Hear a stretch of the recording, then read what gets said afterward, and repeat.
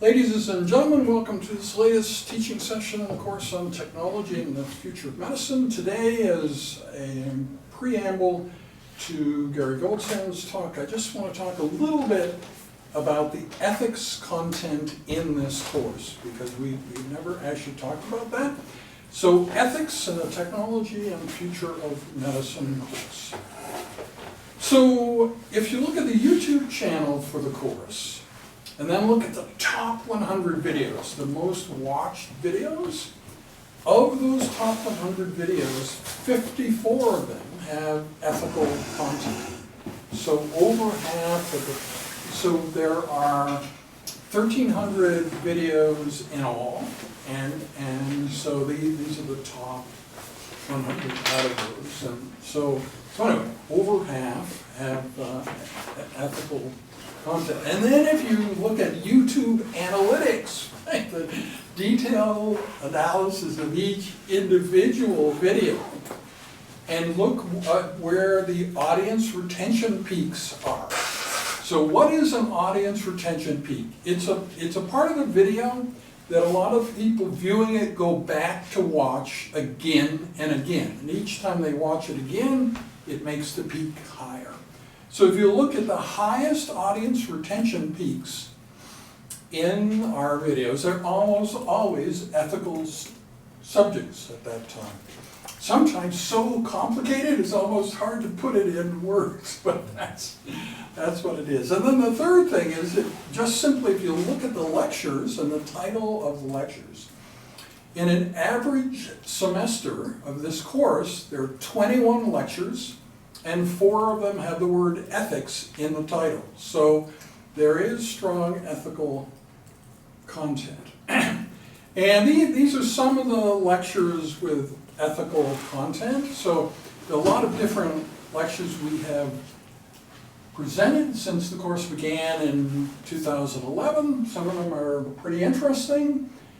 The Elixir of Life, Magic Technology and Medicine. Yeah, anyway, that one by the Dean of Arts, Leslie Cormack, has ethics in it, and many of these others that you will be more familiar with. And it may interest you to know that I have one article in a law journal from 20 years ago. We found that this law journal was having a special issue on cyber medicine, and that was sort of the area that I thought I was in at the time. So we decided to send an article to that law journal. The title of the article references the current year, 2020. So we called it Cyber Medicine, Mainstream Medicine by 2020, Crossing Boundaries. And the words from 20 years ago aren't that bad. I mean, they don't sound that dated. Rather than viewing the law as an inhibitory or modulating influence, within the next decade we'll be studying the ways in which the law facilitates cyber medicine and telemedicine. The integrative perspective crossing boundaries is key to cyber medicine. This means not only sharing concepts among medical disciplines and eventual redefinition of medical specialties, but also incorporating ideas from areas outside of medicine, including law. Nor should one forget politics. In his 1999 book, which was just a year before this was written, Code, Lawrence Lessig, law professor at Stanford University, points out that software engineers, as Percy Bysshe Shelley once said of poets, are the unacknowledged legislators of our time. We should acknowledge this reality, try to shape it, and avoid the biases which much software has. And finally, the theme of the course, medicine writ large, has, of course, many ethical issues. So it's kind of cool. And the title of this slide, of course, is a pun, right? So it's the theme of the course, but also, of course, it has many ethical issues. And it's also kind of cool the way the Central University bought into this idea, because I had a TED-Med presentation about it in 2013, and they decided to devote an entire issue of the New Trail Alumni magazine to this course and the people teaching in the course. And then that issue won them the designation of Alberta Magazine of the Year for 2016 on the basis of this winter 2015 issue. So anyway, that's what I wanted to tell you about ethics in the course. And so now, let's see, what should we do to get your... Just in your mail. Okay. Yeah. All right.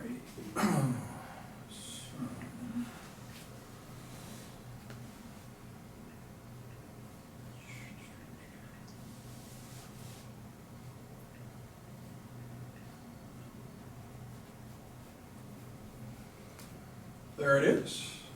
Okay. So, future ethics. Okay, it should open the keynote. Should all be good. So this goes, I think this will also work in Keynote. I don't know that for sure. Let's see. Let's go play. Okay. Yeah. All right. It's all yours.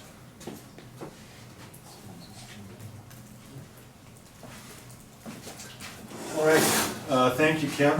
My name is Gary Goldsand. I've had the pleasure of participating in this course for several years. And I'm a health ethicist, a clinical ethicist, which remains a pretty rare beast in the healthcare system. I would say across Canada, we're probably up to, I don't know, between 75 and 100 full-time clinical ethicists, mostly working in hospitals. Some work in research ethics, reviewing research review for just how ethical it is and whether the consent forms are good. So there's, I guess, a growing field. So my goal today in one lecture is to introduce to you the tools of ethics. Now, I don't think we're going to be able to get deeply into the issues raised in the course, although those are certainly touched upon in some of your other lectures. What I'm really hoping to do today is give you the tools to think about the ethical issues. How are you going to contemplate, consider, evaluate all of the pros and cons that pop into your head? And I guess what I'll be arguing is that this is not an easy thing to do, but at the same time it's the natural thing that humans do in the face of all technology. You know, that this stuff exists, it's invented. How do we use it for the betterment of humankind is one of the questions. So, I'm not sure what happened there.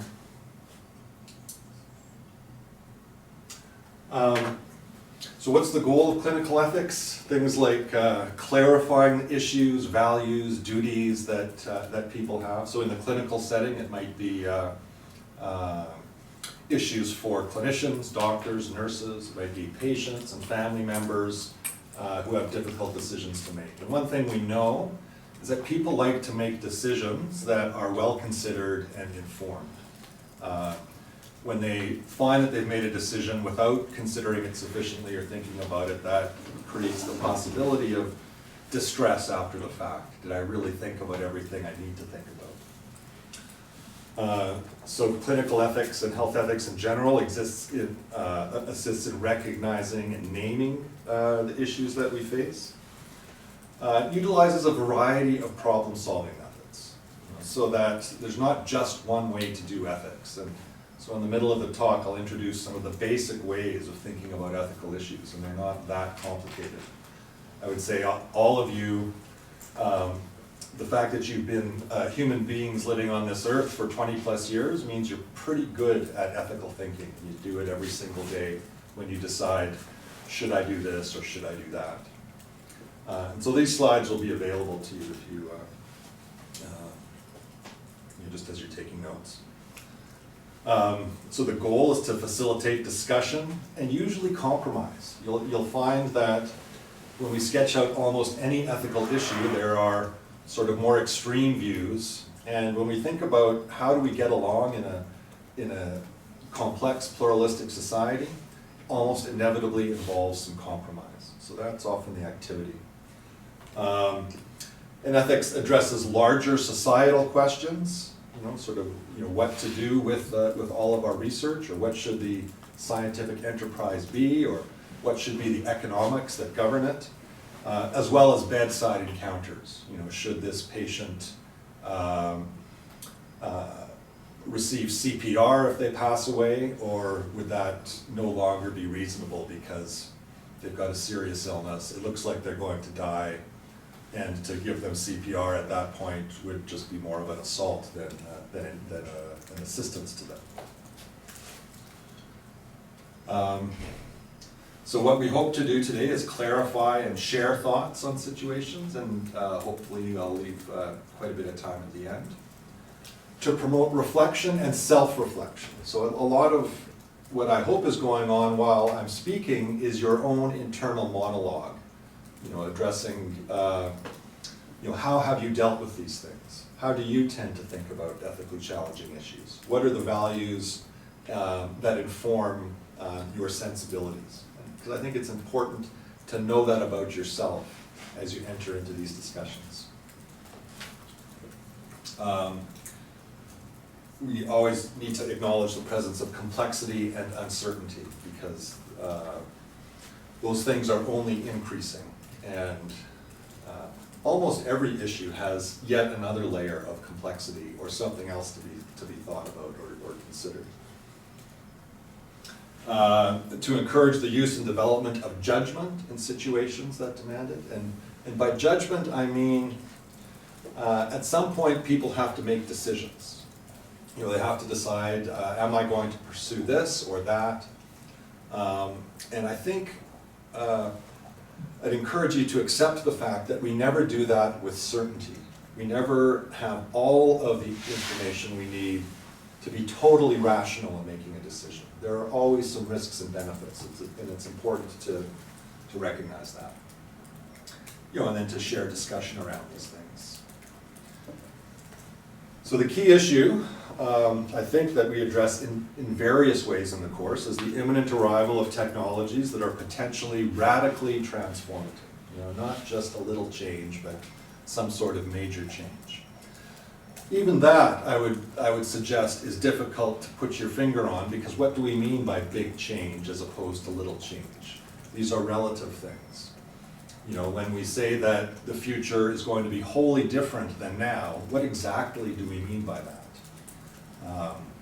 And when we look backwards, decades and then centuries and then millennia, and say something like, oh, life today is certainly a lot different than it was 500 years ago. It's a perfect example of, well, yes, in many ways life is different, but at the same time you could defend the position that life is the same as it was 500 years ago, depending on what you're describing. 500 years ago, people were born, they lived in their families, they fell in love, they had a series of challenges that they went through in their lives. And in that way, human life is the same. So to pay attention that even our language limits us in these discussions. Do we really share the same idea when we're using that word?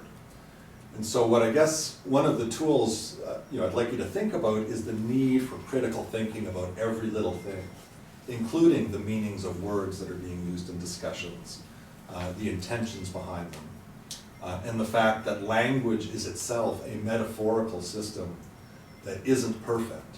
So we don't always mean the same thing by the same word. So again, the goal is to give you some tools to think about how to consider the issues that you're going to be facing now and in the future. So what are some of the issues that we've either touched on indirectly or more directly? So things like designer babies.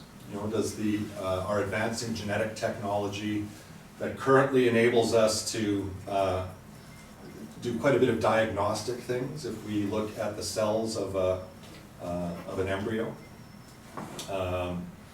we can make minor adjustments in early embryos that are just a few cells and put them back and improve the health of people.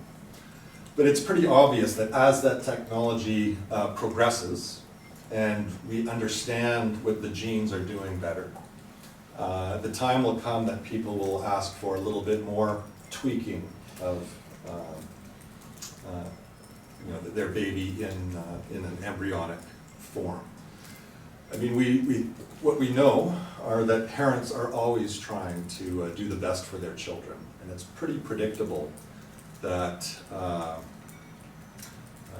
at least some people will be very interested in a genetic fix for their babies. And then, to ask ourselves, well, how do we make the rules around that? Is it just whatever anybody wants, or should there be some societal rules? And that's where, in some ways, you've got to think about the wider world, our economic systems. How do we control what people do in various businesses or not?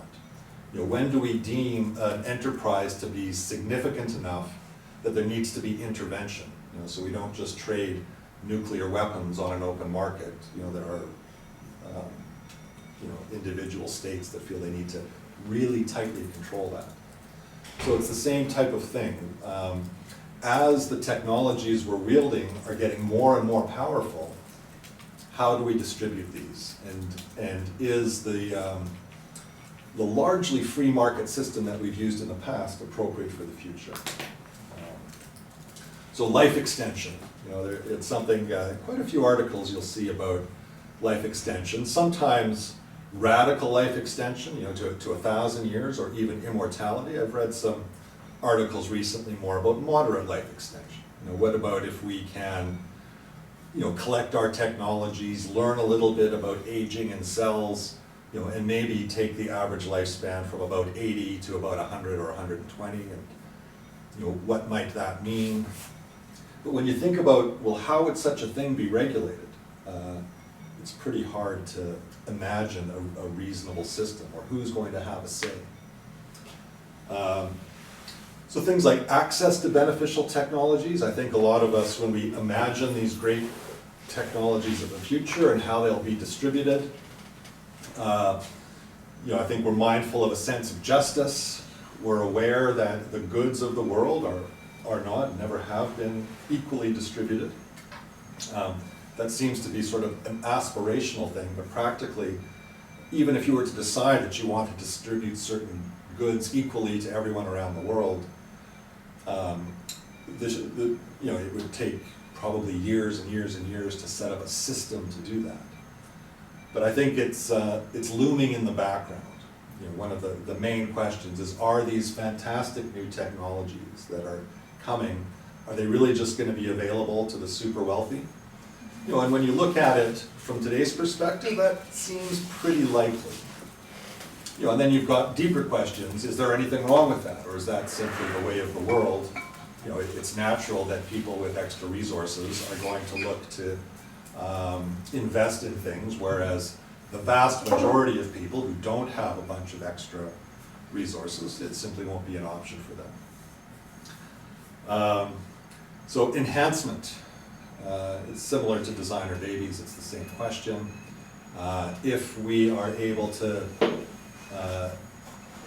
give physical advancements, either in embryonic form or to a body.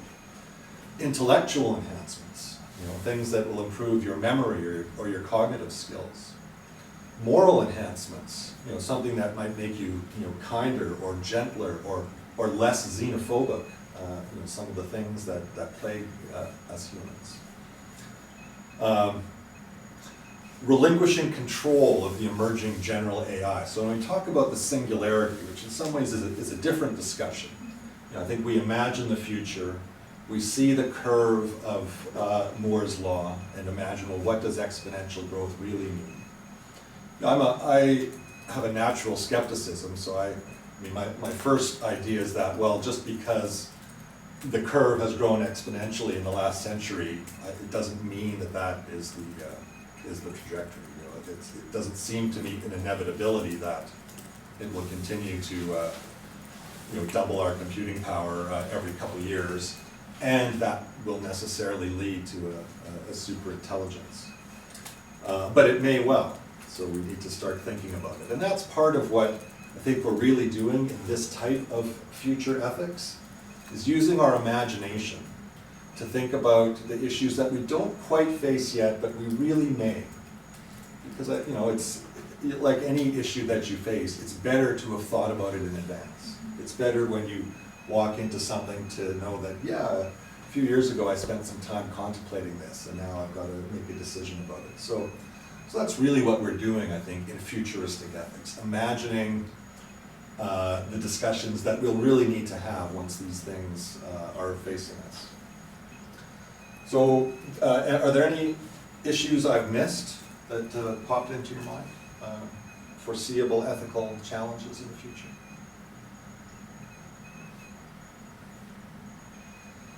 All right, if nothing's popped out at you, I'll let you contemplate that. So that's just, you know, reinforcing what we're up against. What does exponential growth of computing power mean, and how does that feed into, you know, A, our knowledge, and B, our wisdom, okay? Because they're not the same thing. You know, there's no question that the technology enables us to drastically increase the data available to us, the discrete bits of knowledge that we can learn. You know, the question of do we get wiser, more able to manipulate this data and understand our world? Well, I think in some ways that's a deeper question. And you know, I think part of what's underlying my goal in this talk is to suggest that we don't just need more data, we need more wisdom as well, and that it isn't a given that more data equals more wisdom. So, for an ethics of the future, what are our tools? How reliable are our tools? Get you to think a little bit about risks. You know, what do we know and not know about things that could go wrong? And then how do we evaluate those? So if the risk, you know, seems astronomically remote of the complete extinction of the species, even though it's astronomically remote, it's probably worth considering. So I want to introduce to you what I think is an important issue going forward, called the precautionary principle, the one thing that might underlie our ethic. How best do we consider remote catastrophic risks? You know, we just didn't know that, you know, manipulating this gene to help fight this cancer, you know, that gene had some other key effect that we just didn't know about, and now that we've manipulated it, we've introduced something new into humanity. These are possibilities that they don't seem impossible. This makes them a possibility. So the precautionary principle might be defined as when an activity raises threats of harm to human health or the environment, precautionary measures should be taken even if some cause and effect relationships are not fully established scientifically. You know, so you can imagine how in public arguments about how far we should go, you know, often you'll have one side saying, well, it hasn't been tested enough, do we really know the risks? You know, on the other side saying, well, there are always remote risks, we shouldn't let those stop us from progressing. You know, that in fact, there are always some risks in humanity. We can, you know, very rarely get those down to zero, so we should be prepared to advance even with remote, unknowable risks. So now I just want to turn to what I think are the tools, and again, it's a fairly short list. How do we think about what's good and bad, right and wrong? So the first quote: "Do the ends justify the means?" You've all heard that used in English sometimes.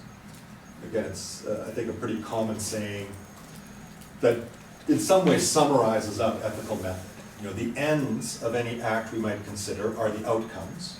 You know, so do the outcomes justify the means, which are the rules or the principles underlying our decision.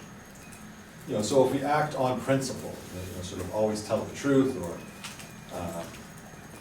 follow your code of ethics, you might be guided completely by the principles, independent of thinking of what the outcome might be.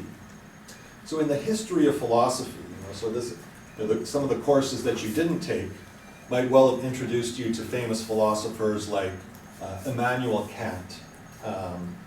So Kant's a famous German philosopher from the 1700s, wrote some famous books, and then is sort of known as the person that talked about the importance of rights and duties, saying that the good human act is done by a rational actor, aware of his or her duty in a particular situation, and they always act according to duty, independent of what the outcome would be. So Kant was very much what we'd call a principlist. He'd say, don't even worry about the outcome, just do the right thing, following the right principle, and you will have a defensible action. And so some of the other philosophers, the English philosophers from the 1800s, like Jeremy Bentham or John Stuart Mill, they developed in some ways in response to Kant and Kant's school of thinking. That no, when we really look at an ethical issue, we judge it by its outcomes. That to find out whether something is a good or worthwhile act, we need to say, well, how much good did it produce? And so Mill is responsible for that theory you've probably heard of called utilitarianism, which is a type of outcomes-based theory where the good is whatever provides the greatest good for the greatest number of people is seen to be the right thing to do. So this is an example of how within the field of philosophy you really get these ongoing discussions about how do we determine the right and good. Is it by principle? Is it by outcome? And they argue about this extensively. So other ways to think about ethics, which I think you are well served to internalize these as potential tools, are to think of rights thinking. What are rights? Who has them? Who grants rights? So if we talk about human rights or the Universal Declaration of Human Rights, which are absolute innovations from the past century, basically saying that every human being has a set of minimal standards which they all deserve by existing on this earth. But then when you think a little bit more deeply, you go, well, who wrote this Declaration of Rights, and by what authority, and is that really entrenched in some sort of law, or is it just sort of out there to be voluntarily adhered to or not? So the concept of rights is worth thinking about. I've definitely found through the years that if your goal is to try to solve an ethical problem, I'm not sure that rights discussions take you to where you need to be. You just get these competing discussions of rights. Duties, on the other hand, which are a logical corollary of rights. If you talk about somebody's right, implied is that there's a duty by society or some other person to enable that right. But I think when you talk about healthcare or science, you can speak about the duties of the practitioner, the duties of the researcher, the duties of the clinician, which I think in some ways are a better way to understand the tools. That if you're a scientific researcher or a nurse at the bedside, you've got a clear set of duties that you're supposed to follow, and I think they help answer the questions of what you should do in this particular moment. Laws, law is also a system of principles, and so the general maxim or thing you could say, obey the law, is certainly a good thing to do. But I think if you've been looking around the world, you'll see that isn't always an easy thing.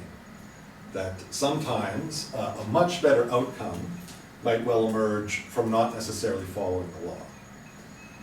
And I think there's an expectation, even with the law, that people will act in good faith according to what they see.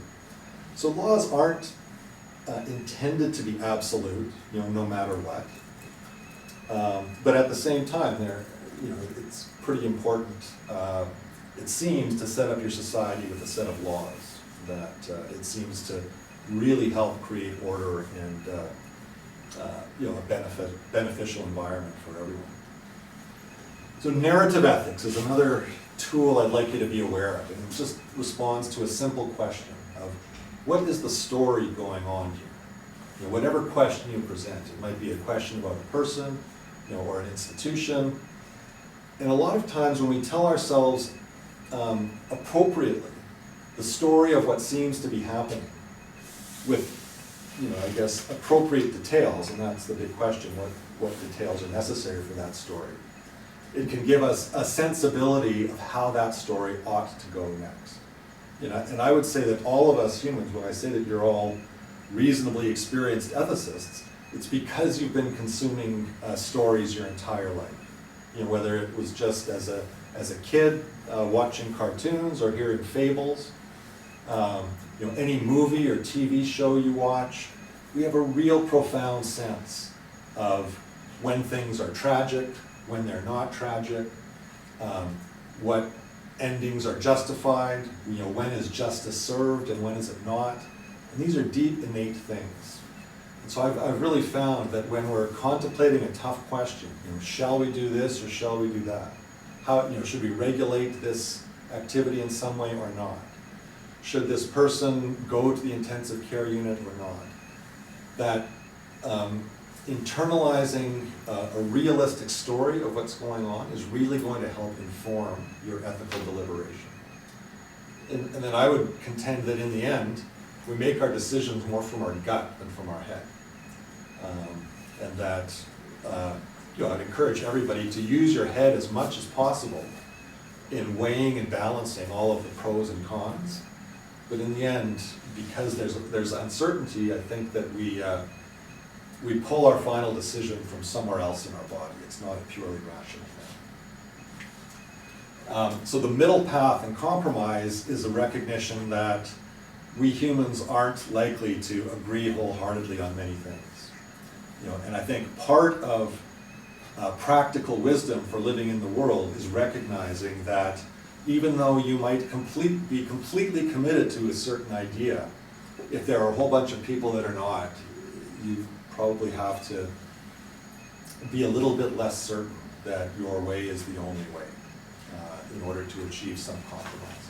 In the fullness of time, we might find out more about what is actually real and what isn't. But I don't know. I think my hunch is that there will always be these deep mysteries, and by always I mean always. Even in the age of a singularity and superintelligence. And maybe it's just my, I guess my animalistic brain that I can't get my head around it. But I think even if you're a superintelligence, even if you're a godlike being, you still have the same problems of infinity. What is beyond the edge of the universe? What spaces exist among the atoms in the super small? And I can't even imagine the super intelligent being having the answers to those. There will always be this measure of mystery. And so I think part of I guess what I'm suggesting is that we humans just have to accept that. And that a lot of ideologies from the past that decide that they're not going to accept that, but they're going to create a universal and fundamental truth and then cling to it. Well, I mean, I can understand why people do that. But one of the things I'm going to suggest about what an ethic of the future needs to contain is a slightly enhanced sense of pluralism. Meaning every ideology in the world would be well served to just find a way to adapt a kernel of doubt about their ultimate claims. To me that seems to be necessary if we imagine a peaceful world where people are able to get along. So I guess what I've been trying to convince you of so far is that this stuff isn't necessarily easy, partly because of what I would call the base of uncertainty. That there are different ways of knowing things. So the empirical, which we can observe, Scientists like the empirical. You can measure it, you can say definitive things about it. But the conceptual, when you're just talking about the idea and things that may or may not relate, that's maybe sometimes a little harder to get our heads around. But it's important, I think, to recognize that the valuable knowledge is not only what we can measure.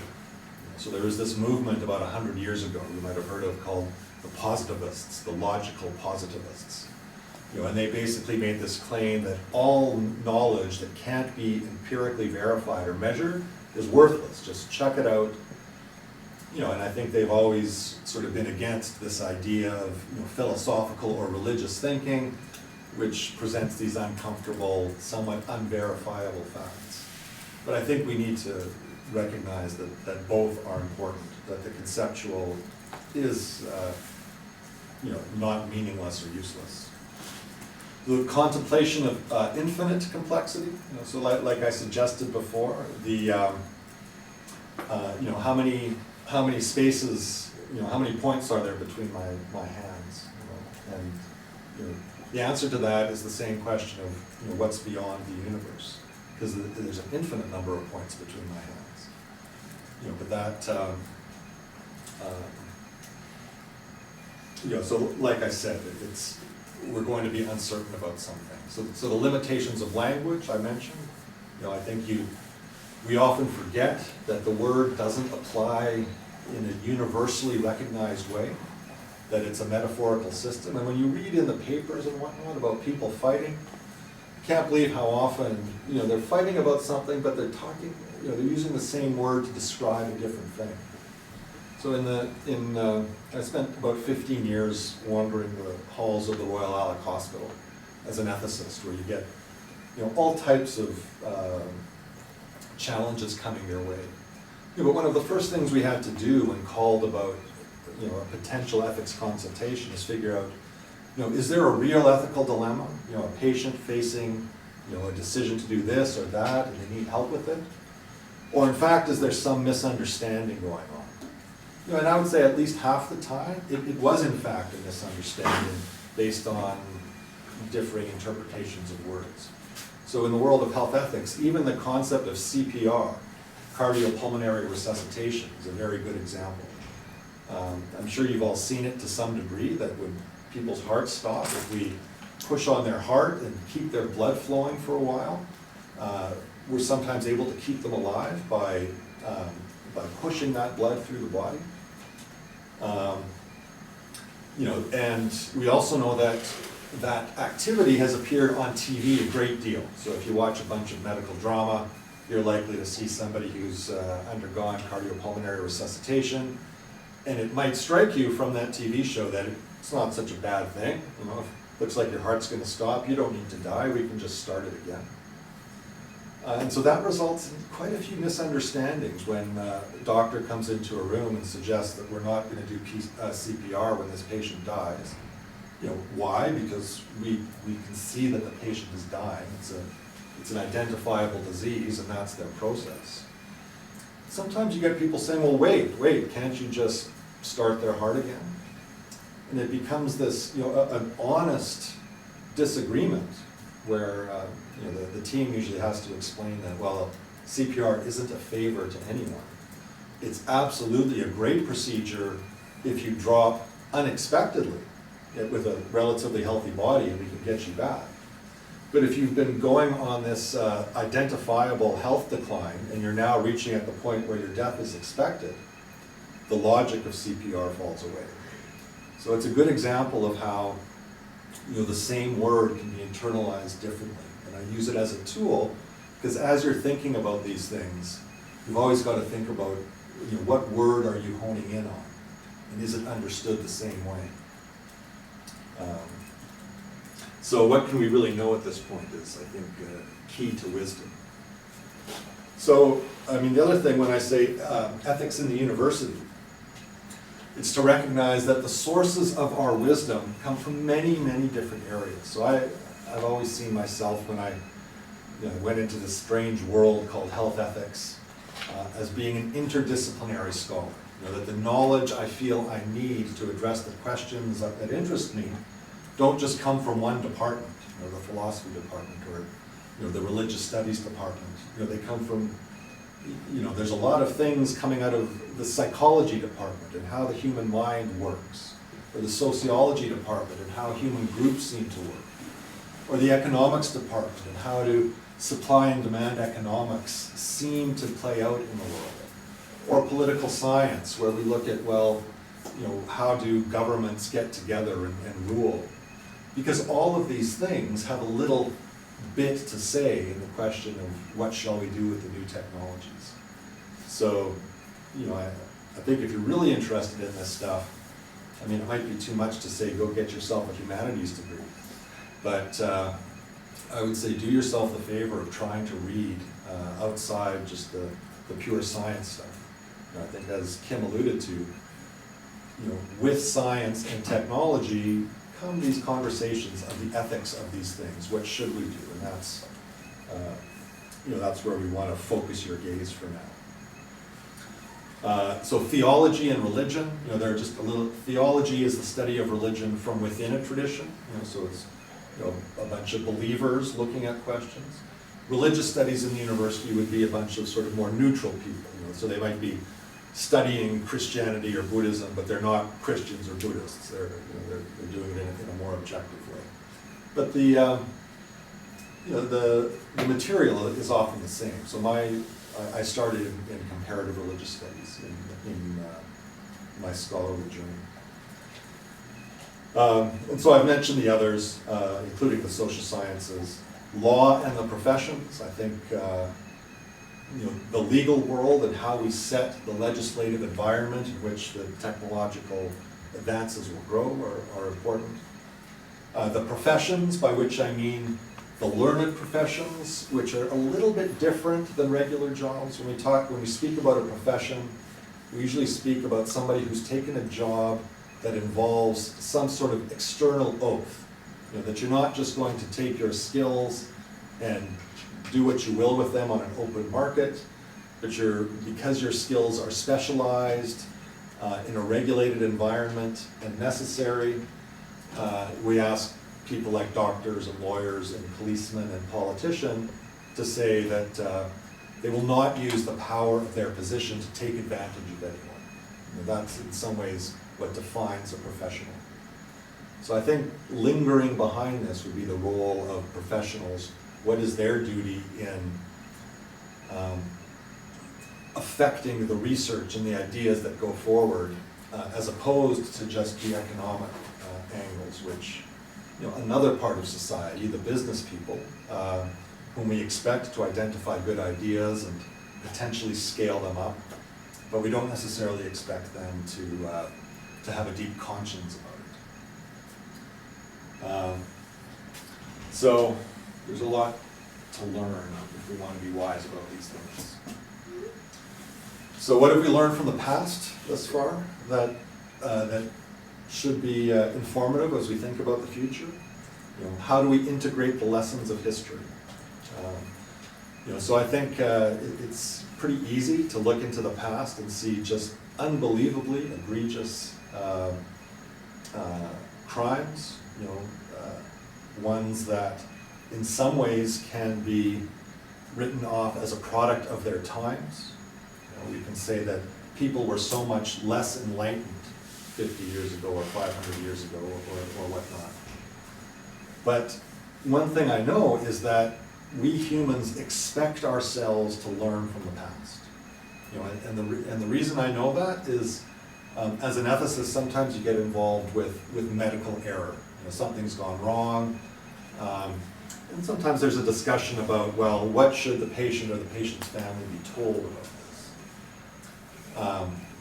And the idea is usually that, well, there's a suggestion that they not be told, that it's just going to make things worse. But the right ethical answer is almost always, if something goes wrong with one of your patients during a procedure, you really should tell them about it. But what I've observed through just dozens and dozens of instances is how badly people want to make sure that others have learned from errors. And so the attitude of those patients or families on whom the error happened is so often, well, how did this happen? Did you guys look at it, and did you learn something from it so that the next person is less likely to be victimized by the same type of thing? And I can't believe how pervasive that attitude is.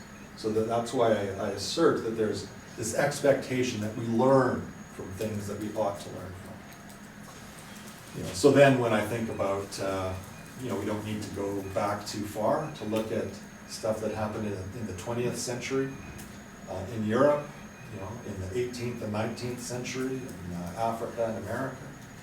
The entire imperialist experience, with Europeans with high technology sailing advanced boats around the world.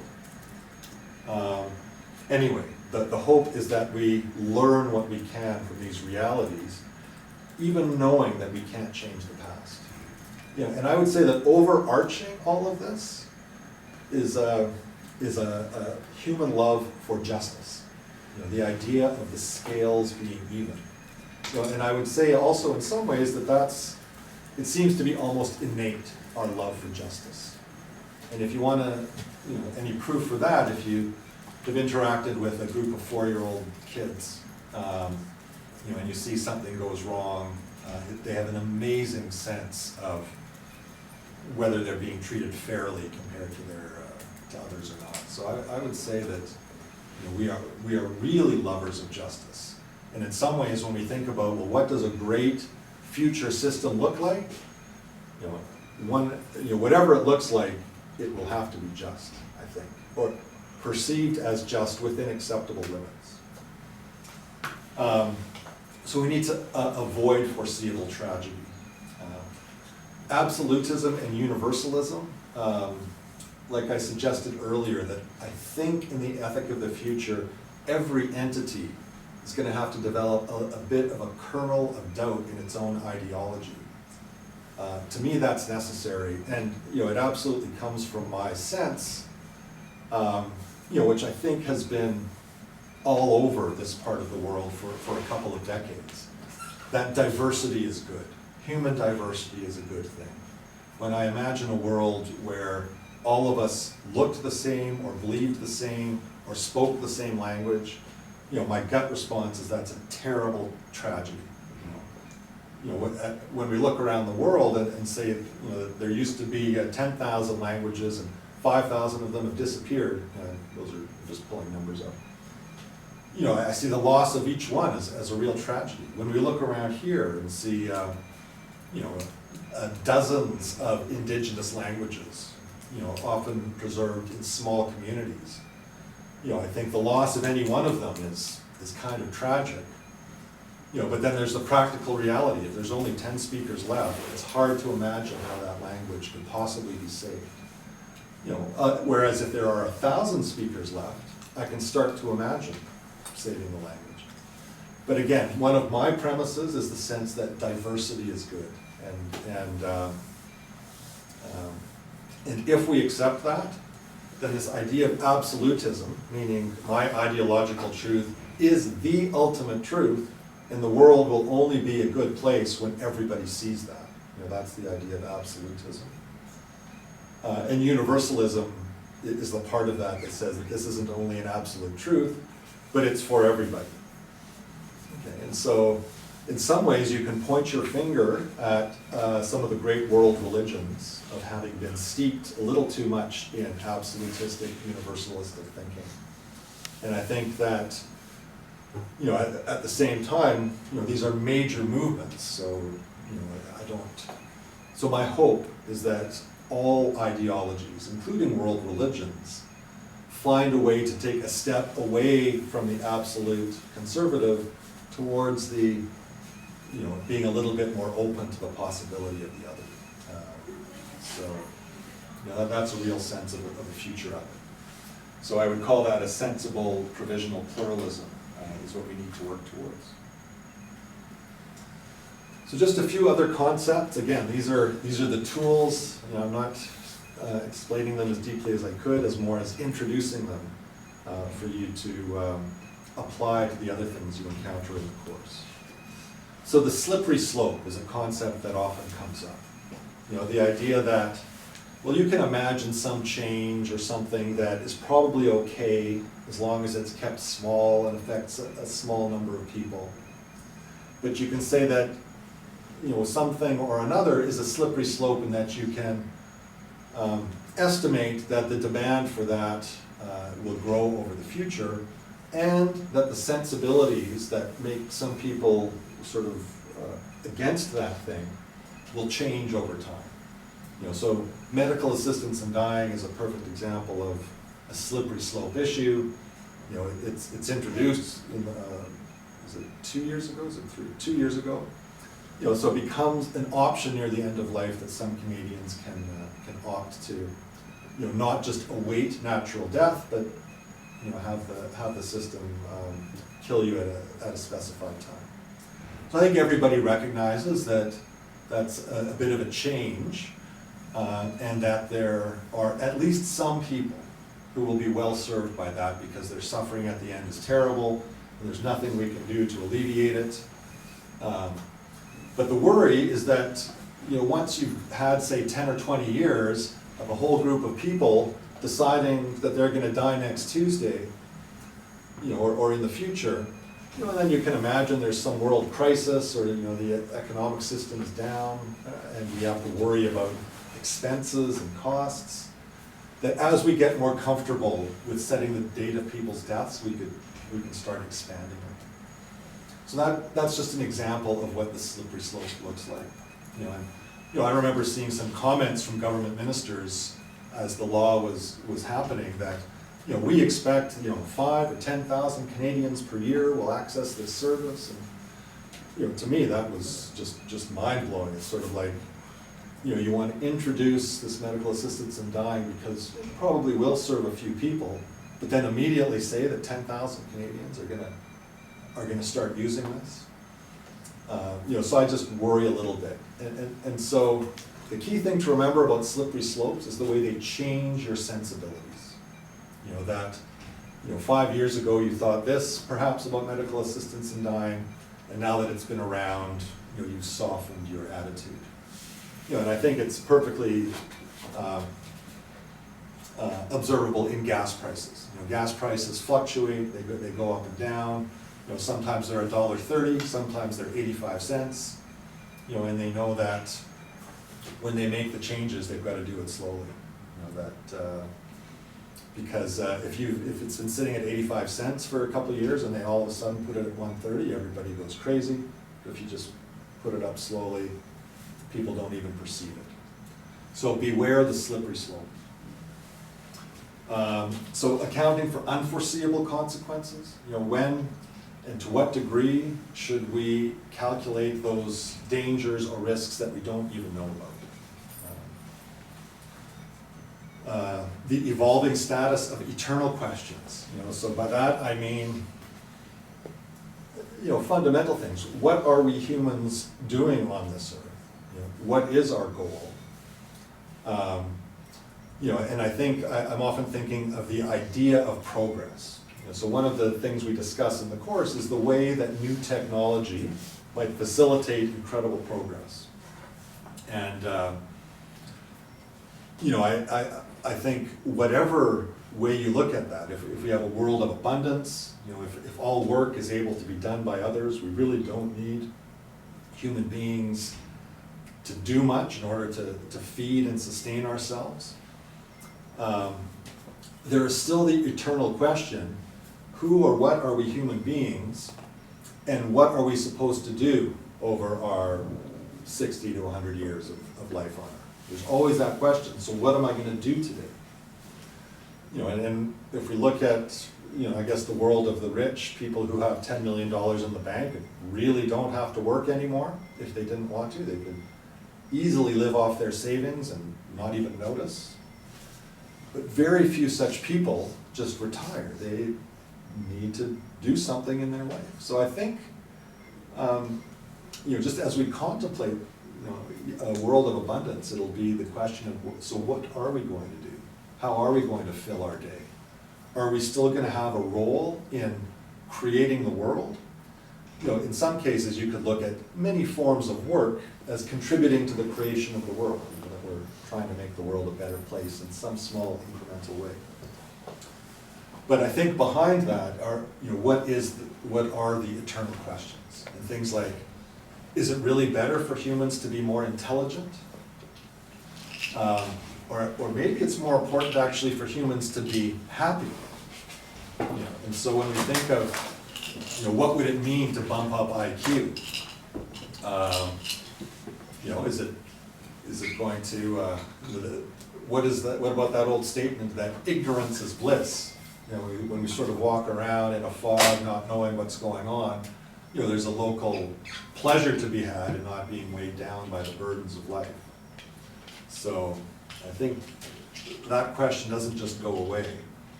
And it often seems to me that we think more intelligent or more advanced is somehow better.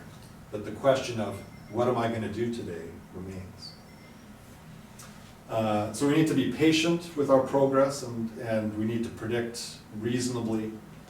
I think the ethic for the future has to have reasonable provisional cross-cultural grand narratives, you know, a sense of what are we, human beings of different color, belief, background, size, doing together on this earth. And I think that, you know, some version of a many path up the mountain, you know, and the top of the mountain, you know, just could be a stable, sustainable earth. It could be, you know, a spiritual realm, you know, because the religious and the non-religious also have to get together or have a shared understanding.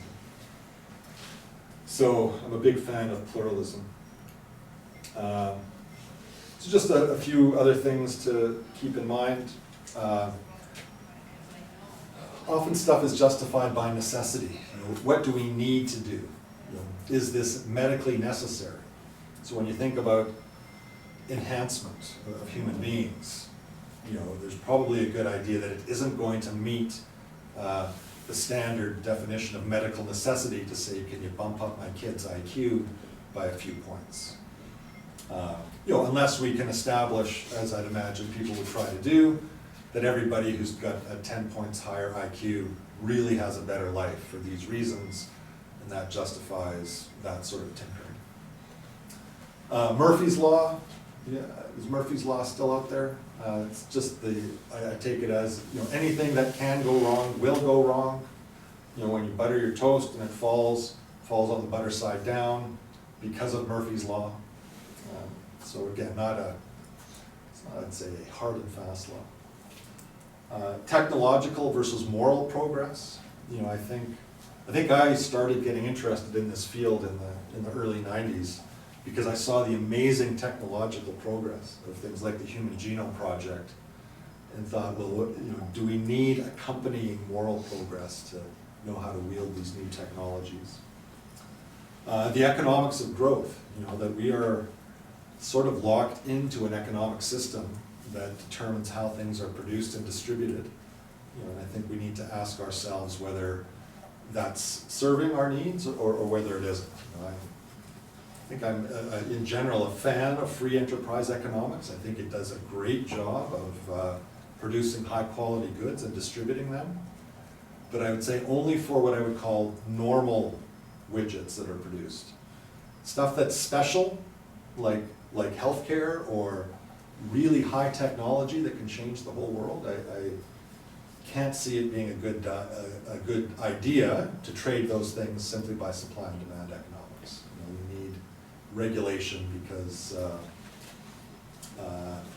if people can simply buy whatever they want, you know, including nuclear and biological weapons, you know, I don't see us lasting too long. There have to be some rules backed with power.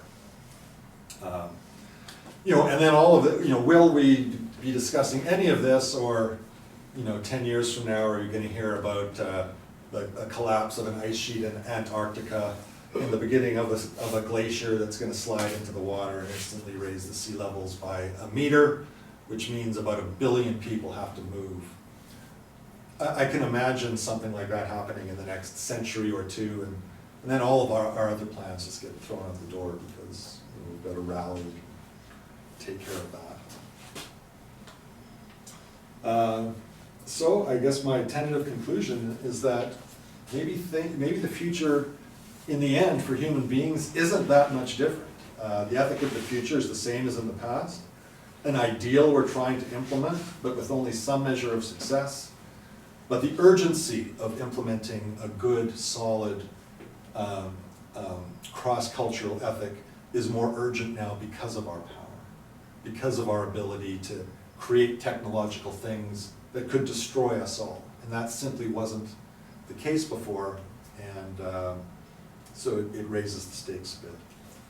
So a true pluralism, meaning a measure of respect for the other, needs to be part of the ethic of the future, and it will require an acceptance of the middle path, the finding compromise between extreme positions. And so, that's in some ways my attempt to take the world of ethics and distill it for you and give you some tools to think about. So I think I'll just stop there. The next slides are just some more ideas about ethical methods, which I think I probably discussed to a degree.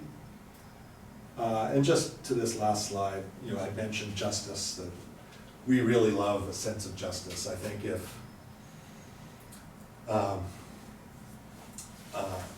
that all of us probably have a natural acceptance of less than perfect justice, that some people will have a little bit more or less, and not everything will be perfectly fair, but within reason. And I think when you look at the clear growing gap between rich and poor, and so even I grew up in Edmonton, as a kid in the 1970s, had a sense of what were the activities or vacations taken by the poor, the middle class, and the wealthy. I was certainly among the upper middle class, and when I look around, and just I think I had a sense of if you were rich, you'd take this vacation to Hawaii, and if you were in the middle, you'd go skiing in Jasper, and if you were not like that, you'd go to Horlock Park on at Christmas or something. But to just get that sense of division, and when I look now, whereas then maybe the rich had about 10 times greater earnings than the average house, and now that's more like 20 or 30 or 50 times. I worry about the long-term consequences of that because the injustice becomes more perceptible. But it's actually a justice argument that perpetuates the problem. Because if those 1% or the 0.1%, the high earners,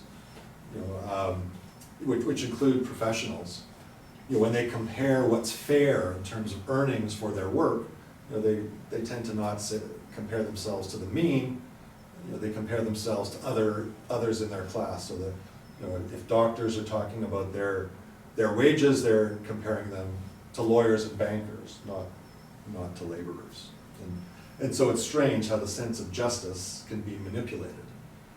I'm pretty sure that almost every professional athlete in North America would, in the privacy of their hearts, say, I could make way less. It's ridiculous what I make. But all those guys make this much, so I got to make this much too. So justice is a concept that can sort of be abused, if not thought about clearly. Authenticity, I just want to introduce it quickly. We do talk a little bit about simulated reality and and what would superintelligence be like, or really good cyborgs. I don't know, I have this hunch that we humans might well be fooled by a human-like cyborg that we can't tell the difference between, and but eventually they will, if we know that we're dealing with some sort of artificial being that's working algorithmically, not independently, I think that we humans will come to understand that. And one of the other things that we really love is authentic encounter with an independent other. So I think one of the real questions will be is, will the superintelligence at some point stop being just an algorithmic tool and become a true independent entity? And I think that's one of the real questions. So natural law, just this idea that some of our sense of ethics appear to be innate, like our sense of justice. So that would fall under natural law. And then the reality of human dignity, just this perception that I think in some ways is related to rights, that we think that most human beings should not be subjected to indignities of any type. So,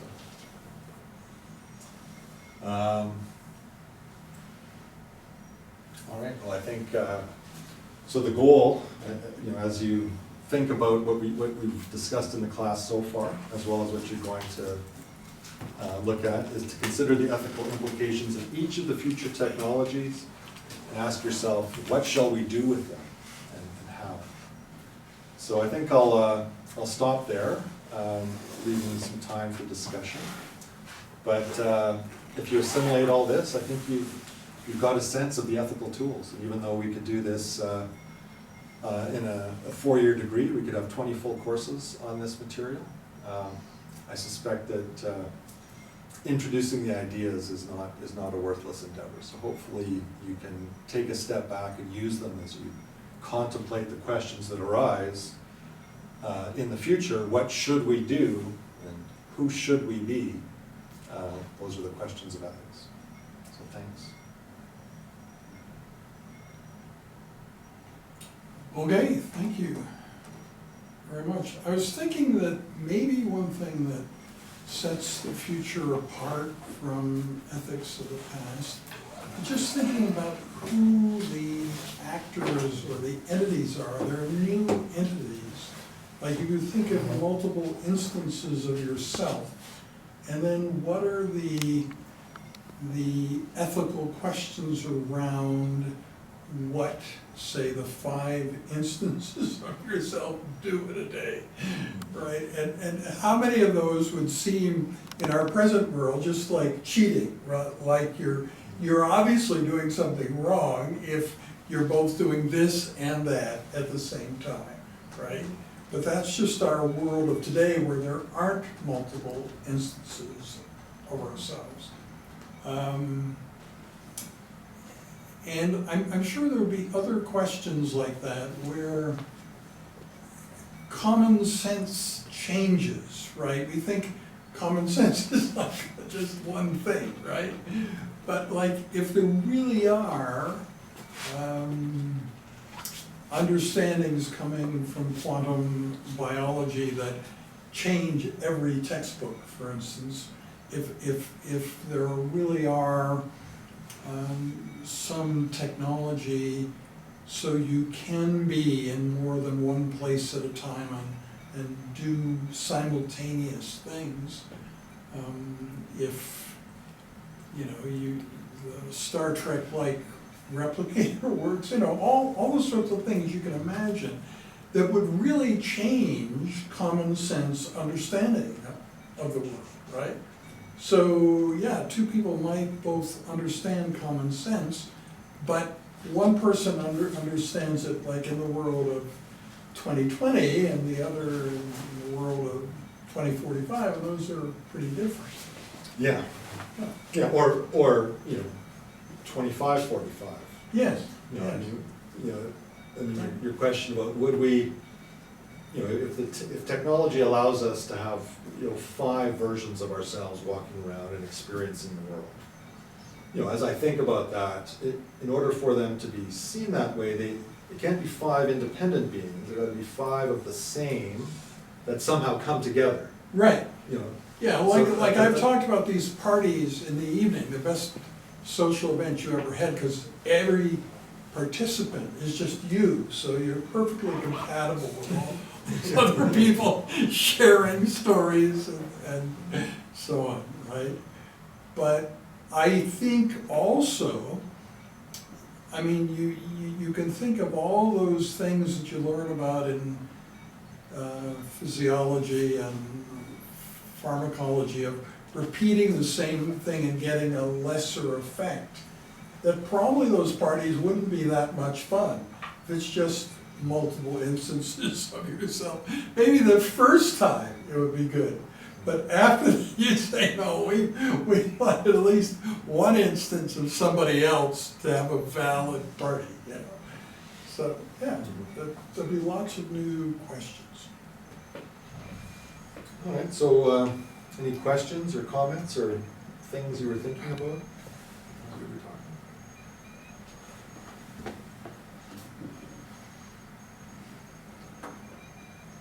Specifically relating to like enhancement and also access to beneficial technologies, do you think there's like a feasible way to implement technologies in like our current society, or however our current society will progress to the point where that technology is available without it kind of being further like exacerbation of the wealth inequality and kind of like the disadvantages of opportunity that come from that, or even more pessimistically like some form of like eugenics or something? Yeah, I have high hopes that it's possible to distribute these goods in a fair and just way. I mean, the thing about enhancement of all types is that in the context of medical care, we completely accept that when you're identified as having some lack or something that you're missing, you know, we can do everything to bring you up into some sort of sense of normal species functioning. If it becomes possible and doable to enhance, I can imagine a way that it's done fairly. You know, where others, you know, aren't necessarily complaining that others had unfair advantages. You know, but I also think that if it's left merely to supply and demand economics, you know, then the rich will take control and the poor won't have access. And that's why, you know, I think there need to be some modifications of the economics around certain technologies that are. So would you say that we're not going to have ethical progression until we have unlimited amount of resources? No, I wouldn't say that. I'd say that the idea of unlimited amount of resources, or which I think you just sort of mean abundance in general, that we have the ability to do almost all the work that needs to be done. But no, I think that there will be a huge gap between now and the time when our technology provides all of our needs. And I think if done thoughtfully, we can distribute goods and services in some way that has a fair process, even if the distribution isn't perfectly fair. So do you think capitalism is a good distribution model, or do you think that in order to have fairness in the world, capitalism will have to be changed? Well, I think that, I'm a fan of this thing called natural law, that there seem to be natural ways that human beings behave. So I support capitalism as a great way of exchanging normal goods and services. And by normal, I mean, just widgets, things that we want. But when the goods or services are special or exceptional or really powerful, like medical care, for example. So the reason physicians need to be sort of controlled, not just charge whatever the market will bear, is precisely because they're delivering an essential service that people need. So I guess my sense of professionalism should be that whatever these goods and services that are deemed to be essential to humanity and special, and that people could be really taken advantage of on, that those should be sort of removed from capitalist supply and demand economics in order to reduce exploitation. So then would you consider things like genetically editing embryos to be essential? I mean, the concept of medical necessity, Yeah. I'd say that when we've got a gene in an embryo that tells us something that's pretty certain about that baby's life, Right. I would have no qualms about taking action to rectify that within reason, not just trying stuff, but Mhm. trying stuff that has Yeah. has been tried somewhat before. Yeah. But I think that you really get tough there, the tough question when the technology is available to take them a little further. Mhm. Since we're in there manipulating this gene to fix the lack, Yeah. and say, well, can you make them stronger with super hearing and seeing? Yeah. Here's a little bit of money. I worry about. Yeah. And when you think about, I didn't get into science fiction like I promised, Yeah. but a lot of science fiction explores those very things. So there would be things that we don't have to worry about because there wouldn't be any instances of this artificially postulated thing. Like I was talking about the trolley problem, but you can imagine like uplifting animals and then spaying and neutering of animals, right? There is a tension between those two at some point, right? If the animals are smarter than we are, it's not fair to them to not ask them somehow about, spaying and neutering the animals.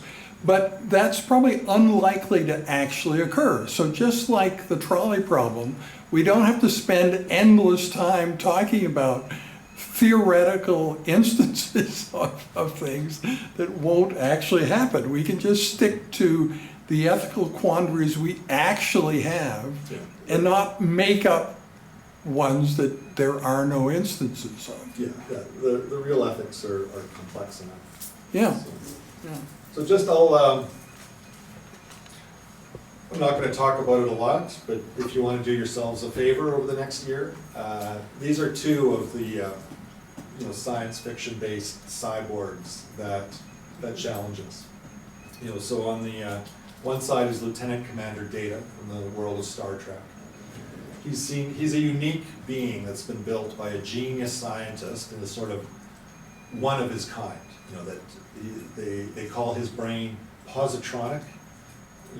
And it's basically a supercomputer, and over the course of the series, there's all sorts of experimentation with to what degree is he an individual and to what degree is he property. And so there is an episode in the second season called The Measure of a Man, which is basically, it's a basic court case where, some scientist wants to dismantle data so they can build a bunch more, and the captain says, no, you're not allowed to do that, and they have a trial as to whether data is sentient enough to refuse, and lo and behold, he is. He's able to refuse that. And then on the other side, you've got HAL 9000, from, that's the computer from 2001, A Space Odyssey. So pretty landmark film. This is early 70s, so the computer, which is an intelligent entity, is mostly shown through this camera on the right and the screen on the left, and it basically comes down to the moment when the super intelligent computer decides that logically it has to murder the astronauts that are working with it in order to achieve the mission. So it's sort of this profound moment of the power of technology taking over. But you can do yourselves a favor by learning a little bit more about both of these characters. Any other thoughts or questions? All right, well, feel free to use this stuff as you're listening to the others. When you're thinking about what should we do, pop into your head, well, what are the principles? What would a good outcome look like? What are the stories involved? And those sorts of thoughts are what hopefully lead you to a sense of, all things considered, we ought to do this or we ought to do that. Thank you very much. Thank you. Thank you. Yeah.